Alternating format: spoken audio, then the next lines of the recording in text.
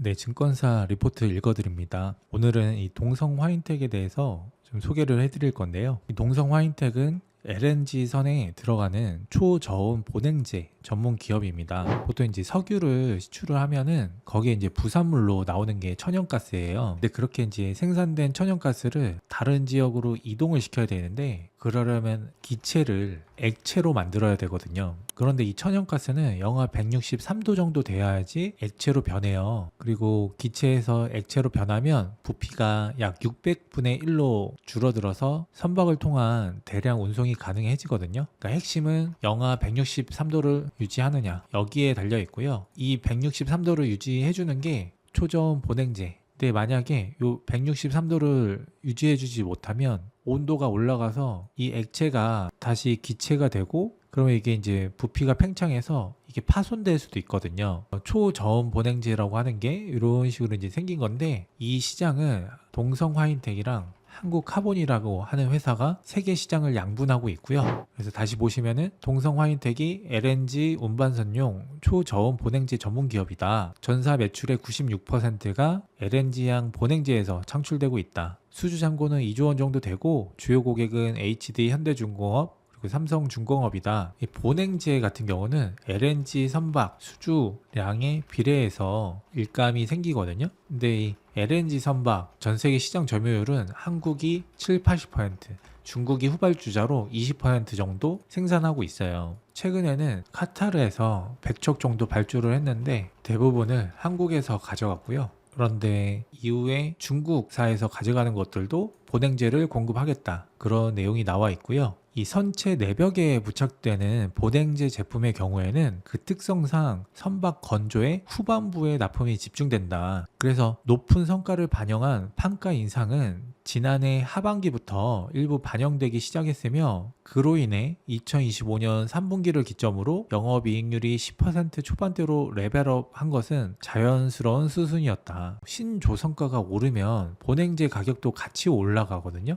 그래서 신조성가가 상승했던 이 지점이 동성 화인텍의 판가 인상에 일부 반영되었고 그래서 영업이익률도 두 자릿수로 레벨업했다. 글로벌 보냉제 3사의 캐파가 최대치를 가정해도 연간 90척밖에 안 된다. 그런데 지금 LNG 선박 수요는 110척에서 150척이 달한다. 공급자 우위 시장 지속이 확실시 된다. 작년에 발주량이 조금 감소했지만 최근에 모잠비크2, 카타르, 알래스카 등 프로젝트들이 진척되면서 분위기 반전에 성공했다. 지금 동성 화인텍의 경우에는 컨센서스 기준으로 PR이 10배 이하까지 내려와서 동종업계 통틀어 가장 저렴한 축에 이제 속하고 있고 과거 사이클 비교해서도 싸다. 근데 이제 요거는 작년 11월 말에 회계 처리 위반 제재로 거래 정지된 이런 점이 신뢰도를 깎아먹어서 일시적인 영향이 있다. 증선위에서 동성 화인텍에 대한 회계 기준 위반 혐의를 제기해가지고 거래 정지된 적이 있거든요.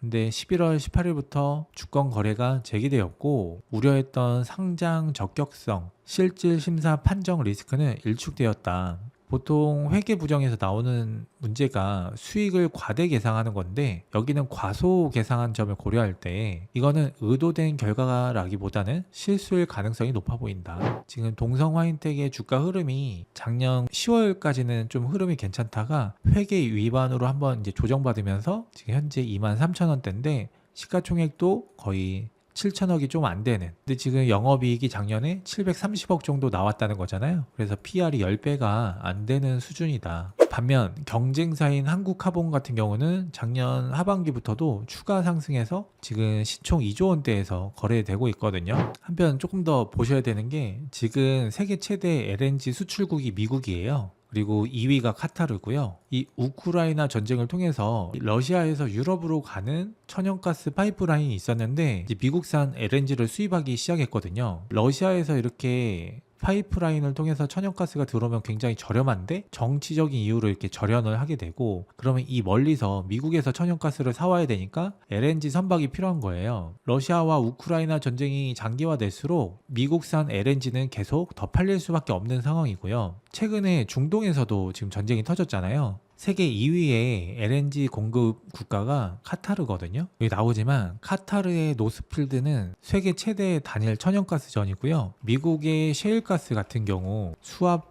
쇠 같은 복잡한 공법, 공정 비용이나 이런 게 많이 드는데 카타르 가스전 같은 경우는 비용 자체가 매우 저렴하다. 중국이나 한국이나 일본 같은 경우에 굉장히 장기 계약을 체결하고 있고, 이 아시아뿐만 아니라 지금 유럽으로 가기에도 나쁘지 않거든요. 근데 이거를 별로 안 좋아할 나라가 있죠. 바로 미국이고요. 그래서 우리 한국가스공사 같은 경우도 지금 이제 호주와 캐나다, 미국산 LNG를 수입해 오기로 결정했어요. 중동의 비중을 10%까지 낮춘다는 거예요. 그런 기사가 나오고요. 결국 이 전쟁을 통해서 호르무즈 해협이 위협이 되니까 다른 나라들이 이제 미국의 LNG를 수입해 오는 이런 환경이 될 수 있고요. 이 구간에서 LNG를 나르기 위해서는 LNG 선박이 필요하겠죠. 그리고 거기에는 본행제가 들어갈 거고, 이런 일련의 흐름에서는 이 동성 화인텍이라고 하는 회사, 그리고 한국카본이라고 하는 회사의 가치가 더 올라갈 수 있다. 시장 불안은 에너지 수송의 핵심 통로인